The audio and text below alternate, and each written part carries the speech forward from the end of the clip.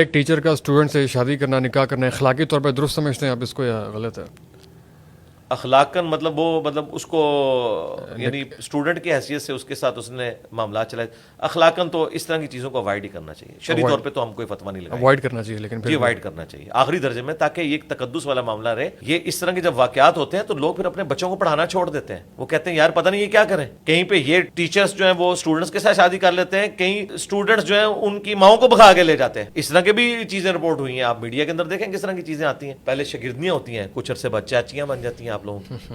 دیکھیں اسٹوڈنٹ کا اور ٹیچر کا ایک رشتہ ہے احترام کا، اس کو احترام کا رشتہ رہنا چاہیے. ٹھیک ہے. اور اس طرح کے جب معاملات ہیں، جب آگے چلتے ہیں تو لوگ پھر دین بدنام ہوتا ہے نا. وہ کہتے ہیں نہیں مولوی دیکھو جی یہ عورتوں کو اس لیے سکھا رہے ہوتے ہیں کہ یہ کل کو یہ کرنا چاہتے ہیں. پھر یہ چیز نکلتی ہے نا، اور واقعی ایسا ہو بھی رہا ہوتا ہے، پریکٹیکلی ہم نے دیکھا بھی ہے. تو اس طرح کی چیزیں، اور بعض اوقات نہ بھی ہو تب بھی لوگ سکینڈل بنا لیتے ہیں. تو یہ پھر معاملات بڑے اس میں آگے سیکس ڈسپلن ہے جو اسلام کا، اس میں احتیاط کرنی. ہاں اس میں احتیاط ہے، اور اس میں احتیاط عورتوں کی بھی ہے. اس میں تو کوئی ایجوکیشن اسلام میں بالکل نہیں. لیکن اب چونکہ ہمارے ملکوں کی اکانومیز کا بھی مسئلہ ہے، ہمارے حکمرانوں کی پرائورٹیز کا بھی مسئلہ ہے. میڈیکل کالجز بھی آپ کو اکا دکا ہی نظر آئیں گے جن میں صرف عورتوں کی تعلیم ہے، ادروائز تو یہ مکس والا معاملہ ہے. تو اب جب تک کوئی یونیورسٹیز کا بندوبست نہیں ہوتا اس طرح کی، اس وقت تک پھر یہ ہے کہ نگاہوں کا پردہ کیا جائے. اور نگاہوں کا پردہ یہ ہے کہ یعنی وہ مٹکا نہیں آنکھوں میں ہونا چاہیے، غیرت ہونی چاہیے. اور پھر علیحدگی والا معاملہ نہیں ہوگا. جامعہ ترمذی میں سنن نسائی الکبریٰ میں حدیث ہے کہ جہاں دو اجنبی مرد و عورت علیحدہ ہوتے ہیں نا کسی جگہ، تیسرا ان میں شیطان ہوتا ہے. تو اس طرح کا معاملہ نہ ہو. ہاں کمبائنڈ ایک کلاس والا معاملہ. میں نے میکینیکل انجینئرنگ جب کی تو ہمارے کلاس میں بھی فیمیلز پڑھتی تھی، لیکن وہ